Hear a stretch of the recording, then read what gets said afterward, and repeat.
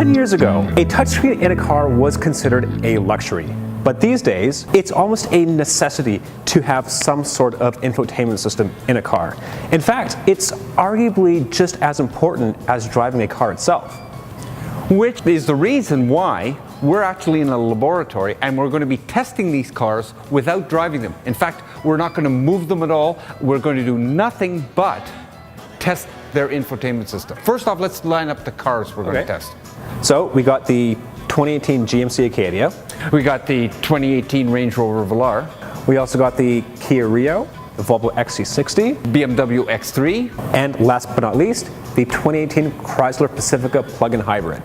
And these represent a complete smorgasbord of different designs for the ideal infotainment system. And Nick and I aren't alone in this. We have almost the entire Driving.ca team here, from Lorraine Sommerfeld to Neil Verano.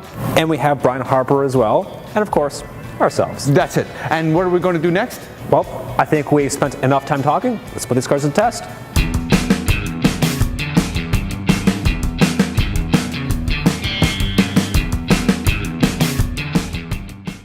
Initial reactions to the BMW system? Actually, it's fairly easy to get used to. There was a couple of things. I couldn't pair my phone. Nick could easily do his. And some of the displays, yeah, it'd be nice if it was clear, a little larger. Uconnect system is very powerful, very quick processor, and it gets straight to the point. Its input, its user interface can be a little complex, it's a little busy. Screen is a good size. Aesthetically, it seems a little too simplified. The graphics are a little simple. Every car should have a volume knob, so it scores points for that. It's just, there's nothing to start with. There's no easy home button. Everything is on the touch screen. The designers got a hold of this, and I think they kidnapped the engineers and locked them in a closet somewhere. Because aesthetically, it's a beautiful looking display. Practically, I want to hit it with a big hammer. I've been initially very impressed with this system. I like the graphics. It seems very easy to use. Even I'm just getting used to it right now, and already I think I know it very well. For the inveterate channel hopper, Volvo's Sensus system is probably the very best. You could scroll through the channels and immediately see all the songs being played as well as the artist. It is the quickest way to be able to manage always having your favorite song playing. We all tested each vehicle through timed exercises, including changing climate control settings, inputting addresses with and without voice commands, and of course, pairing a cell phone. We also evaluated each system subjectively on the look of the menu displays and graphics, intuitiveness of the controls, and the size and location of the screen. Then, we ranked each system.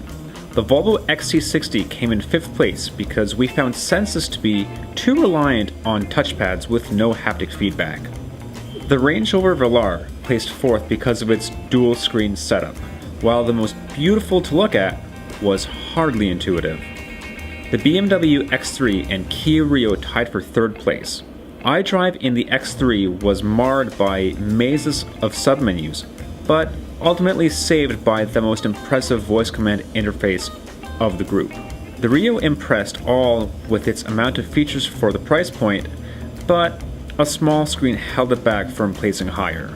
2nd place was awarded to the GMC Terrain and its IntelliLink system. We liked the lightning-quick response times and the easy phone pairing, but the bottom of the keyboard was hard to reach due to the location of the screen. That leaves the Chrysler Pacifica and Uconnect in 1st place. Housed in a large central screen, Uconnect was an excellent all-rounder and faulted only for the myriad of buttons surrounding the screen. Well, I'll tell you what, I'm going to wrap this up real quick. I'm going to design the world's best infotainment system out of all the ones here. And what I'm going to do is take the Velar graphics, we're going to take the Kia's price point, we're going to take the GMC Terrain's power, and then we're going to take the BMW's voice control, and that, my friends, would make the perfect system. There you have it, folks. The end of Driving.ca's very first infotainment system test. I'm David Booth. And I'm Nick Trejanis for Driving.ca.